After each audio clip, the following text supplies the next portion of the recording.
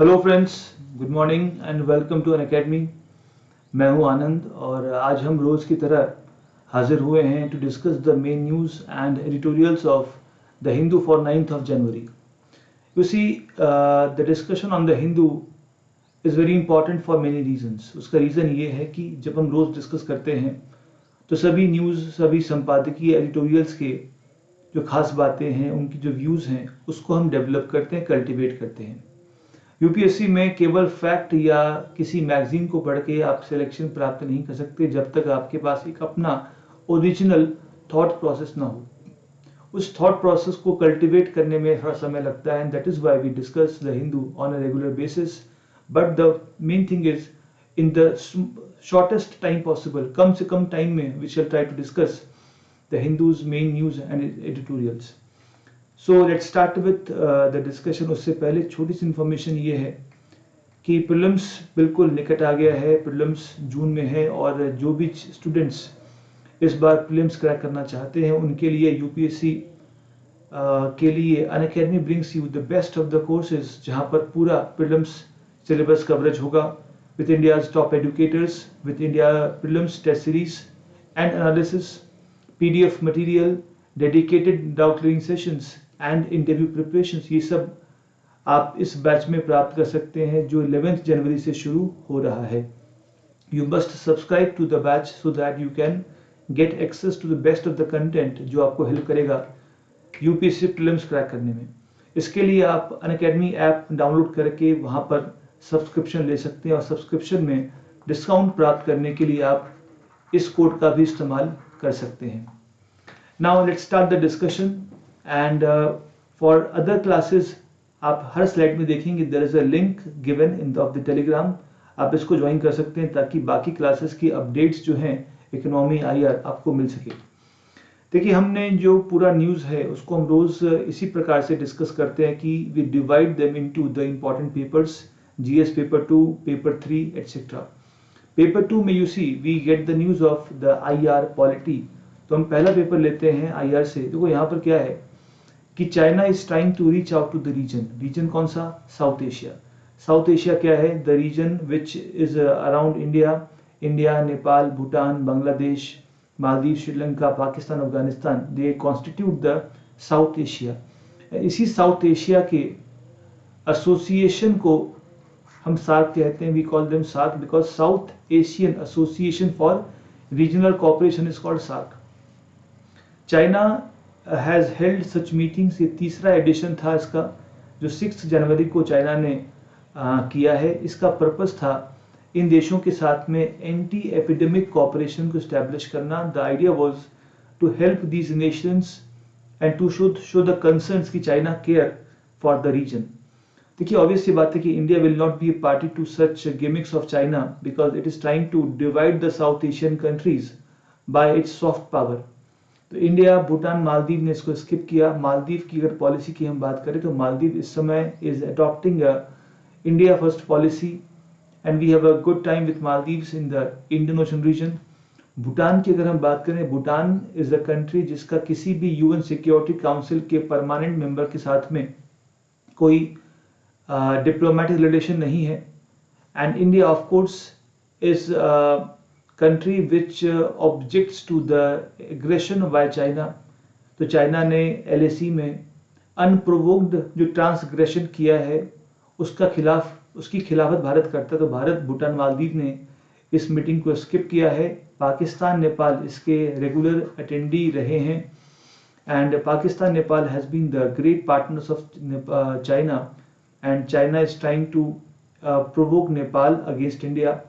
और पाकिस्तान के साथ तो उसके काफ़ी गहरे संबंध हैं, जैसे China Pakistan economic corridor which passes through the Gilgit Baltistan region of India and we have objective multiple times that this is attack on India sovereignty.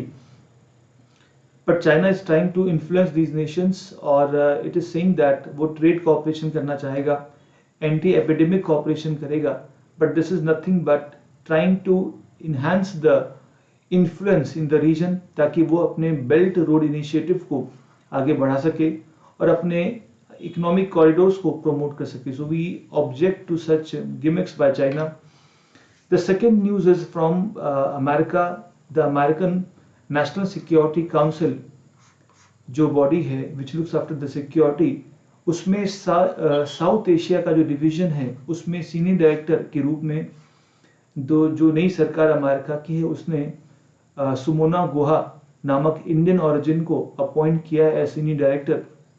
So this is something which shows the influence of people of Indian origin on the foreign policies. And you see, not just Sumona Guha, हमने कल के हिंदू में किया था कि how the Pentagon's chief information officer, a new post which was created in July 2020, इसको head करेंगे राज अय्यर, जो भी इंडियन ओरिजिन के हैं, इंडियन मूल के हैं. इसके अलावा यूएस की वाइस प्रेसिडेंट कमला हैरिस भी इंडियन मूल की हैं. So we are seeing increasing presence of Indians in the top positions of America which improves India soft power, which affects India's presence across the world. In fact, अगर आप बात करते हैं Britain की, तो ब्रिटेन के फाइनेंस मिनिस्टर इंडियन मूल के हैं और बहुत सारे ऐसे कंपनीज के CEOs हैं which are from India. So this helps in the paper too in the topic of diaspora. आप इसका इस्तेमाल वहाँ पे कर सकते हैं. एक पिटिशन सुप्रीम कोर्ट में गई है regarding confession in Christianity. There is a practice that people confess before the priest, right, about their sins, right. तो ये कन्फेशन को लेकर कुछ मसले खड़े हुए हैं, ये कि suppose a woman confesses before a priest, so she is now exposed to a kind of exploitation by the priest to hide the secrets she had shared. तो ये पिटिशन कोर्ट में गया कि कन्फेशन जो है वो वुमेन के right to privacy का वायलेशन करता है, उनको एक्सप्लोटेशन के लिए एक्सपोज करता है. And that is why Supreme Court must take a view and compulsory confession की प्रैक्टिस को खत्म किया जाए, because in some churches there is a practice of compulsory confession. Not just confession, people and the priest also demand money from the people. In case they deny the money, they are forced to keep out from the society, from the church membership. तो church की membership से बाहर करने के डर से लोग confession की प्रैक्टिस में भाग लेते हैं. They have to donate money, but when they confess, they are, especially women, कि जो सीक्रेट्स जब रिवील होते हैं तो जो प्रीस्ट हैं, जो उसके religious gurus हैं, they use the secrets to exploit women. The exploitation is also sexual. तो sexual exploitation है, blackmailing है, इन चीज़ों के लिए the खबरें जो ये न्यूज़ आई है. So we have to see that how the court responds to this. And अगर हम देखें तो this is something a violation of Article 21 right to privacy. और ये जो compulsory confession का provision अगर है तो आर्टिकल 19 का भी वायलेशन है, that is right to freedom. And secondly कि ये एक माइंडसेट है विच इज पैट्रियार्कल, कि the women if she is compelled to share the secret and then she is exploited, it's not acceptable in a society where we talk about the women equality and empowerment, right. तो this is to be seen by the court that how it responds to the petition. And the petition has said कि the government and the Supreme Court actually has taken some decisions regarding the talaq, triple talaq. So the laws which are orthodox, वैसे कानून जो Orthodox हैं, लोगों के rights का हनन करते हैं, उनके ऊपर कोर्ट को संज्ञान जरूर लेना चाहिए and protect especially the women from such atrocities. The next news is from the bird flu. You see, due to the migration of the birds from Central Asia, from China, from Siberia, India के अलग अलग states में हमारे जो अपने birds हैं, chickens हैं, they are getting infected by the avian influenza type A. And see, this influenza, this virus actually impacts the chickens, the birds, but bird से humans में भी आता है, humans को भी affect करता है. However, human to human infection जो है अभी उतना prevalent नहीं है, but in case of any mutation, human से human transmission भी हो सकता है. इसका impact ये है कि ultimately इससे जो पोल्ट्री इंडस्ट्री है उसकी डिमांड बहुत घट गई। देखो पहले से भी कोविड के समय भी पोल्ट्री में, चिकन में, एग्स की इंडस्ट्री में काफ़ी नुकसान हुआ था। बर्ड्स को कल करना पड़ा था। Culling means killing the birds.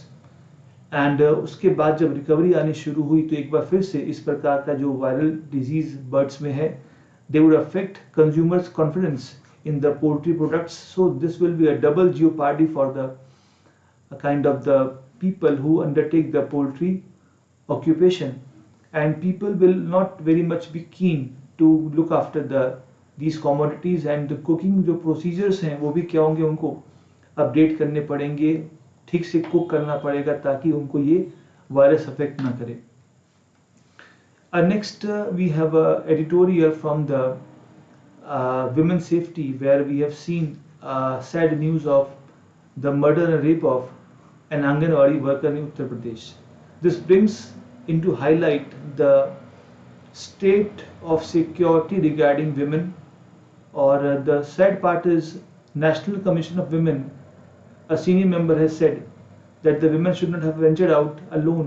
तो उनको अकेले बाहर निकलना नहीं चाहिए था. So this also shows a mindset that the security of women and the atrocities on the women is due to the women herself.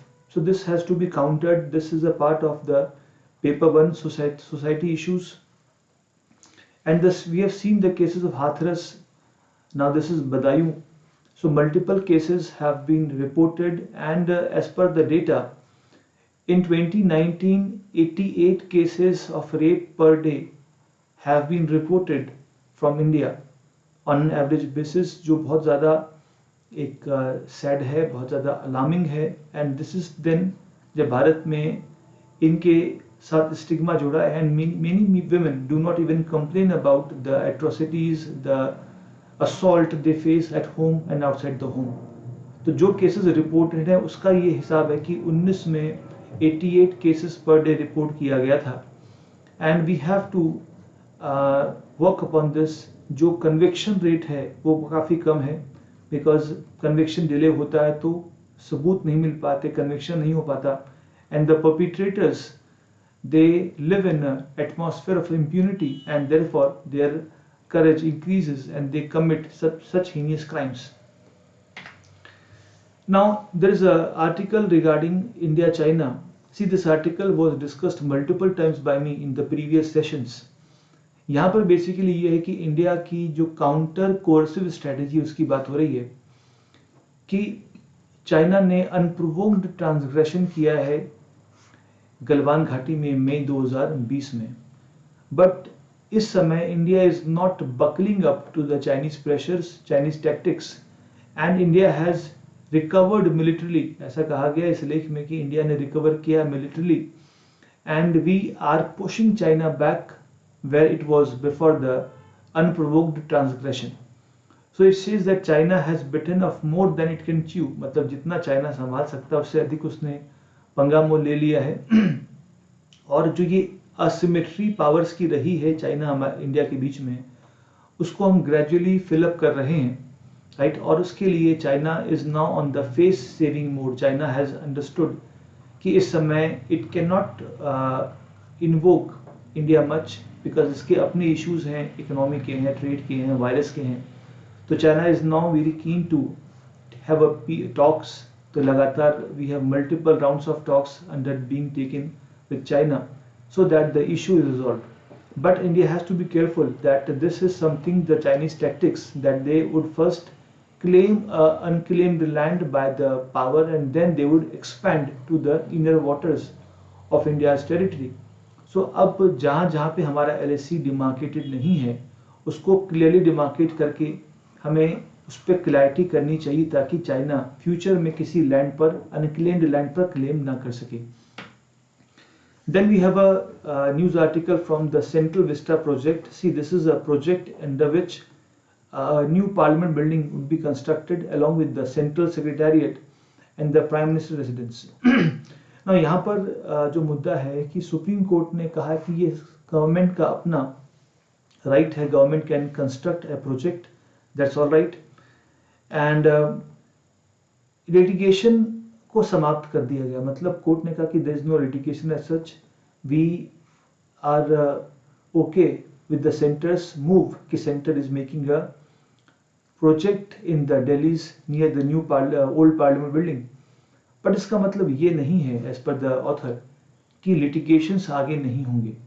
Litigations आगे भी होंगे और ऐसा होगा कि यदि गवर्नमेंट ने आने वाले दिनों में किसी प्रोजेक्ट के कंप्लीशन में पब्लिक प्रेशर को नहीं सुना, अनदेखा कर दिया या पॉलिटिकल पार्टिसिपेशन नहीं किया, तो जैसा लिटिगेशन इस केस में हुआ वैसा आगे भी होगा.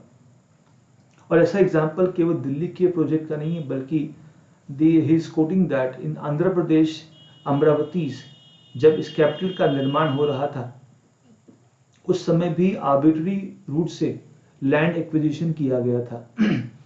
And that is why it is important that there should be clarity that how the land is acquired, how the projects are implicated और एग्जीक्यूटेड. इसके लिए ही इज गिविंग टू सॉल्यूशंस. वो ये कह रहे हैं कि पहला तो ये हो कि स्मॉल कंपनीज को भी प्रोजेक्ट में पार्टिसिपेट करने का मौका मिले. केवल बिग कंपनीज को ही ये टेंडर मिलता है, ये भी सही नहीं है. और उसके लिए जो टर्नओवर की लिमिट है, see often we have seen the various tender examples. वहाँ पर क्या होता है, गवर्नमेंट सेज कि अगर आपका टर्नओवर एनुअली 1000 करोड़ का है तभी आप प्रोजेक्ट में टेंडर में अप्लाई कर सकते हैं. तो यहाँ पर होता है कि छोटी कंपनियां जो होती हैं they may have the good quality but they don't have that the turnover. So उन कंपनीज को ऐसे बिडिंग को करने के लिए भी परमिशन मिलनी चाहिए. So that is why he is saying that जो टेंडर की शर्त है, टर्नओवर की शर्त है, उसको हम समाप्त कर दें. और दूसरी बात, we can also disaggregate the tendering process. इसका मतलब क्या है, जैसे एक प्रोजेक्ट है उसमें कंस्ट्रक्शन भी हो रहा है, उसमें ब्यूटिफिकेशन भी हो रहा है, उसमें लाइटिंग भी हो रही है, गार्डनिंग का भी काम होना है, तो बजाय कि सारे काम एक ही कंपनी करे, we can disaggregate the activities की. ठीक, कंस्ट्रक्शन एक कंपनी कर देगी, स्मॉल जो कंपनीज हैं they can undertake the beautification, the lightning and the other. इससे क्या होगा, पार्टिसिपेशन बढ़ेगा और स्मॉल कंपनीज को भी आगे आने का मौका मिलेगा. And the wide public participation will also help in the project completion. So this was this article all about.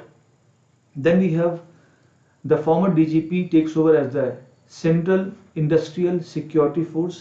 See, this is a question which may come in the PT ki what is CISF. ये एक ऐसी body है, एक Central Armed Police Force है which actually provides the security to the industrial organizations like say Metro, ISRO and other installations across India. तो इसके head के रूप में फॉर्मर महाराष्ट्र के डीजीपी को चीफ के रूप में अपॉइंट किया है. ये न्यूज़ है. यहाँ पर जो क्वेश्चन पीटी में आते हैं और ये जो पूरा पार्ट है ये मेंस के पेपर 3 में भी आता है कि the function of CISF and the functions of CAPFs. Now this is a cartoon from today's Hindu जहाँ पर we see that in the Andhra Pradesh the prisoners are made to work constructively in the farms they are cultivating the sugarcane. So this is how we can also use the caliber of the prisoners to make some positive change and have some economic progress. Now एक और news है which says that the half of the army personnel are in severe stress. हमारे army के आधे से अधिक जवान जो हैं स्ट्रेस में हैं और इसलिए भी हैं कि they are exposed continuously to the counter terrorism operations और इस प्रकार से they are constantly under stress. इसके अलावा भी फैमिली मैटर्स भी होते हैं और ये कहा गया कि जितने हमारे जवान, हमारे ऑफिसर्स किसी एनिमी के कारण नहीं मरते, उससे अधिक तो they die from suicides and the other unwanted untoward accidents. So the government must take have a look. इससे होता ये है कि उनका मोरल गिरता है, उनमें इनडिसिप्लिन आता है. And that is why it should be looked after कि the professionals of army are given due respect and their concerns are addressed.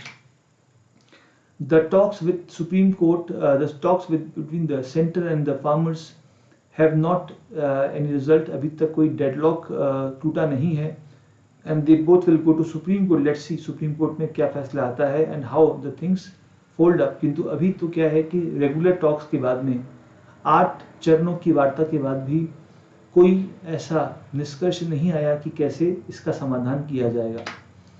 So we shall now see the news of paper 3, जिसमें हम बात करेंगे economy की। इसमें basically ये है कि जो जीडीपी है हमारी for the year 2019-20, this based on the constant prices, the GDP for 2020-21 based on the constant prices would be 134 lakh crores। और ये जो जीडीपी है ये 2019-20 की कंपैरिजन में कॉन्ट्रैक्टेड है बाय 7.7%। इसका मतलब ये है कि 2020-21 की जो जीडीपी हमारी है वो 19-20 की कंपैरिजन में सिकुड़ गई है बाय 7.7%, जो इस आर्टिकल में पहले पार्ट में लिखा है, राइट। सेकेंड पार्ट में ये है कि जो कंजम्पशन है, प्राइवेट कंजम्पशन है, उसमें काफ़ी गिरावट है, जिस कारण से क्या है जीडीपी में कॉन्ट्रैक्शन। इसी GDP is actually a culmination of the private consumption, government spending, investments, exports minus imports. ये फॉर्मूला हम विस्तार से करेंगे इकोनॉमिक सेक्शन में, और क्लासेस की सारी इंफॉर्मेशन आपको मिलेगी टेलीग्राम के लिंक पर, जहाँ पे आप जाकर क्लासेस को देख सकते हैं। And see, this is a part where it says that the gross private consumption, right? तो कंजम्पशन एक्सपेंडिचर जो है उसमें गिरावट आने से जीडीपी कॉन्ट्रैक्ट हुई है, but as per the global economic prospect report of World Bank, India की इकोनॉमी जो है it will be growing by plus 5.4% in the year 21-22. So we hope a recovery very soon in the economy, because this year has been very much challenging due to the fall in the consumption and the production, but still आने वाले वर्ष में we will having a better thing, so let's hope. And the next news we'll have is कि there is a news coming from Uttar Pradesh Pratapgarh, where लोगों ने एक dolphin जो हमारी नेशनल एक्वेटिक एनिमल है उसको मार दिया है, and it's an endangered species, that's why we are concerned, and they would be tried under the Wildlife Protection Act 1972, right? Now this is a example that how the wildlife is facing a threat from the locals. They would kill animals for their leisure, for the unwarranted threats, lack of awareness, habitat destruction. और अभी इसी साल PM ने शुरू किया था project dolphin, जिसका उद्देश्य था डॉल्फिन्स को बचाना। तो project dolphin can come in the prelims, and this is a part which ये प्रीलिम्स में पूछते हैं कि ये कौन सी स्पीसीज हैं। So they are in the endangered list, और इस एक्ट के माध्यम से उनका कंजर्वेशन किया जाता है। This was all about today's Hindu, the main news, and for the detailed discussion on the items, news items, please follow me on Telegram, because every day 11 से 12 हम अनअकैडमी के प्लेटफॉर्म पर स्पेशल क्लास में we discuss in detailed about the Hindu and the editorials, and we also practice questions based upon the news in the evening session from 8 to 9. So please join me there, and at 9 p.m. today we will be discussing the economy for prelims 21, right? So please join me there and see you there. Thanks for watching. Keep watching. Thank you.